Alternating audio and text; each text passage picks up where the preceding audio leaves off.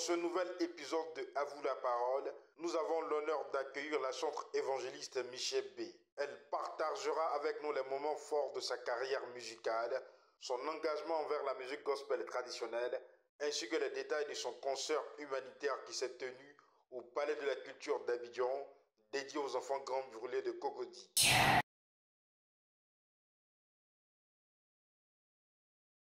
Moi, c'est tout simplement, je suis connue normalement sous le nom de l'évangéliste chante Michel B. Mais à l'état civil, c'est Témoé Mireille épouse Bolou. L'idée est partie du fait que c'est un sacerdoce au fait. C'est un appel. Pour devenir chantre, si tu n'as pas la vocation, l'appel c'est difficile au fait.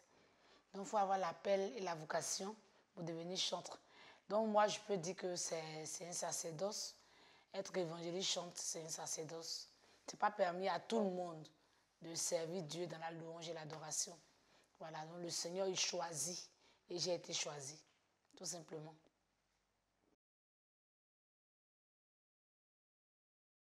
Je peux dire que je fais une balade musicale. Hein.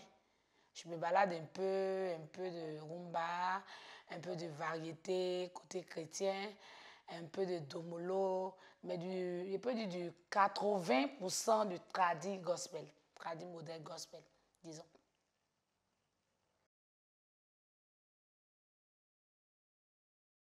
La Bible m'inspire, comme on appelle, des témoignages de certaines personnes, ce que nous vivons au quotidien surtout, voilà, nous inspire. Nous-mêmes en tant qu'artistes, nous inspirons de nos vécus aussi, pour pouvoir composer, mais surtout étant chrétiens, nous nous inspirons beaucoup de la Bible. Voilà.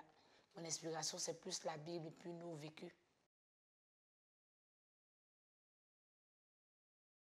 Oh, j'ai pas encore d'épée, je prépare l'épée.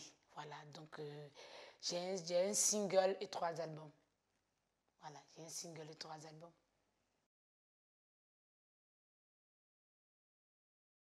Cette fois-ci, pour cette 34e édition, nous avons fait 33 concerts. Le Seigneur a voulu nous donner ce fardeau de faire des œuvres humanitaires. Et mon équipe et moi, nous nous battons pour le faire sans vraiment producteur, sans financeur personnel. C'est nous-mêmes qui nous battons pour le faire. Il faut dire que c'est juste un appel de Dieu, quoi.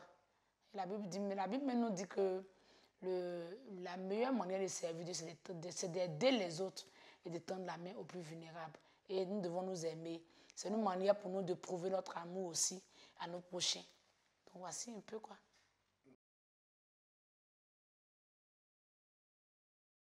Je pense qu'il y a un bilan positif à mon égard.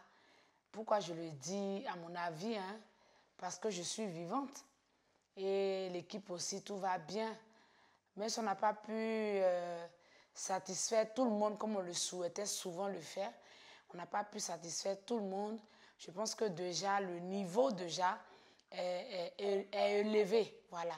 Parce qu'on a pu faire plusieurs domaines dans l'humanitaire. Notre bilan est qu'il y a des gens qui ont été satisfaits, on a pu donner le sourire à des personnes, on a pu soigner certains enfants, on a pu aider des veuves à payer la scolarité de leurs enfants, on a pu faire des trousseaux pour certaines femmes qui ont perdu leur mari. Donc pour moi, le bilan, il est positif. Il n'y a pas eu de motivation ni d'histoire. On a fait plusieurs domaines. Vous allez me dire aussi pourquoi j'ai fait le don, j'ai fait le centre, le don au Lion de Beaunois. Quelle a été la motivation? Il n'y a pas eu de motivation. C'était juste le temps de Dieu pour le don au Lion de Beaunois.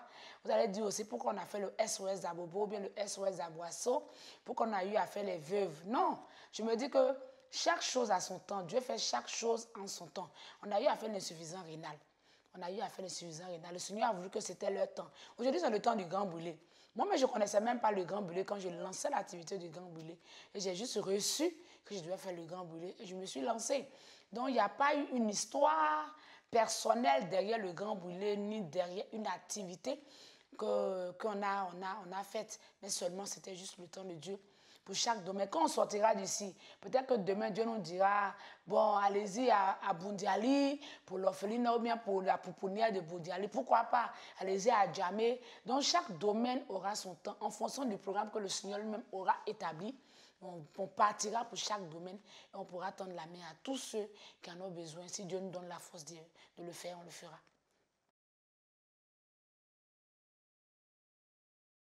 Ce verset, parce que j'exerce dans un domaine où on a besoin de donner de l'amour.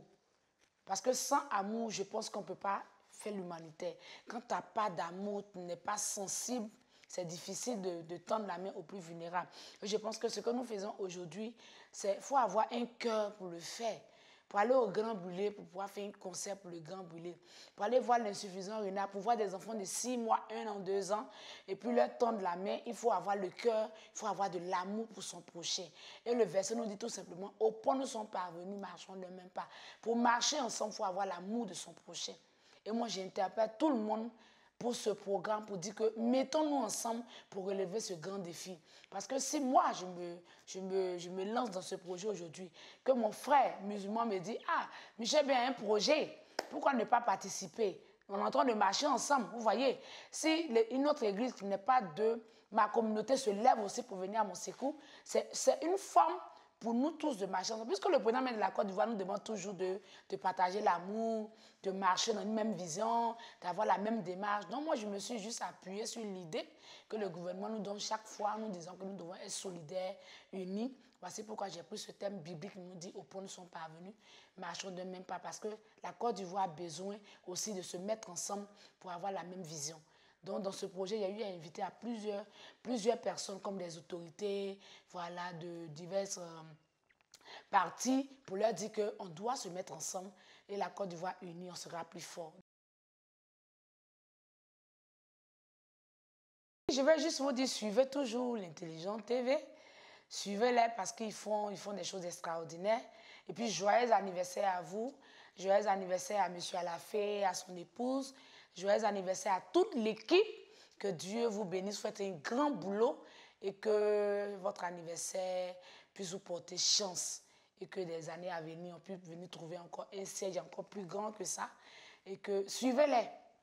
Abonnez-vous massivement parce qu'ils font du grand boulot. Que Dieu vous bénisse. Bassez mon blaïo, bon bla Jésus, bassez mon blaïo. Je n'aurai jamais honte. Mon cher Jésus, je n'aurai jamais honte. Mon niéjale, mon niéja. Mon bla Jésus, mon niéja. Bassez mon blaïo, bassez mon blaïo. Mon bla de sebe, bassez mon blaïo.